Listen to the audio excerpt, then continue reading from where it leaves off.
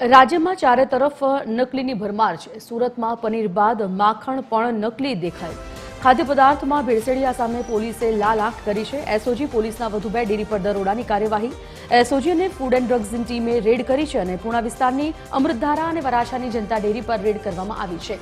પોલીસે ડેરીમાંથી શંકાસ્પદ માખણનો જથ્થો પણ જપ્ત કર્યો છે। માખણનું વેચાણ થાય તે પહેલા જ પોલીસે ઝડપી પાડ્યું છે। ફૂડ એન્ડ ડ્રગ્સ વિભાગે માખણનો મુદ્દામાલ સીલ કર્યો છે તો માખણના સેમ્પલ લેબોરેટરીમાં તપાસ અર્થે મોકલાયા છે। રિપોર્ટ આવે ડેરીના સંચાલકો સામે કાયદેસરની કાર્યવાહી કરવામાં આવશે।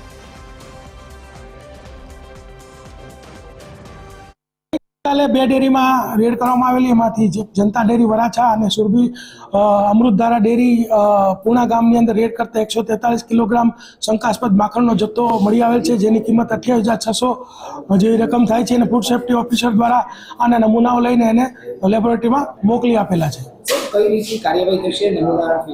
નમૂના ફેલ આવે તો અગાઉ આપણે સુરભી ડેરી વિરુદ્ધમાં પણ ગુનો દાખલ કરેલા, સંચાલક વિરુદ્ધમાં આ લોકો વિરુદ્ધમાં પણ ગુનાઓ દાખલ કરવામાં આવશે અને એ લોકોની ઉપર સખતમાં સખત પગલાં લેવામાં આવશે।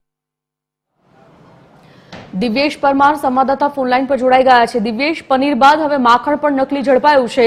આ દરોડાની કાર્યવાહીમાં કેટલું માખણનો જથ્થો અખાદ્ય ઝડપાયો છે અને શું કાર્યવાહી થઈ છે?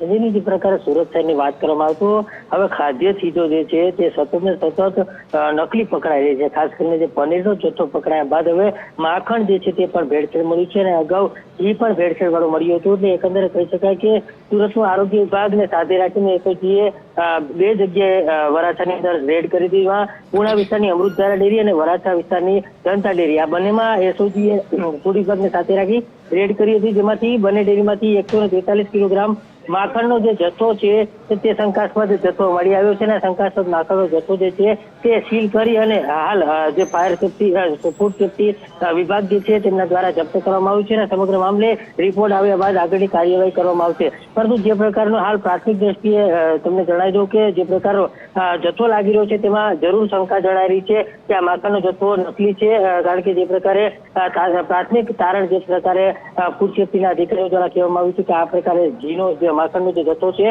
તે નકલી હોવાનું જણાઈ રહ્યું છે। ત્યારે જે આ નકલી હશે તો એસઓજી દ્વારા આગળ પણ જે પ્રકારે સુરભીના માલિકમાં જે પનીરનો ડુપ્લિકેટ જથ્થો મળી આવ્યો હતો ને તેની સામે જે તેમને પણ ધરપકડ કરવામાં આવી હતી અને ડેરીને પણ સીલ કરવામાં આવી હતી, તે મુજબની અહીંયા પણ કાર્યવાહી જે છે કરવામાં આવશે। બંને ડેરીઓ માલિક વિરુદ્ધ ફરિયાદ છે તે નોંધવામાં આવશે। જી, જાણકારી બદલ ધન્યવાદ।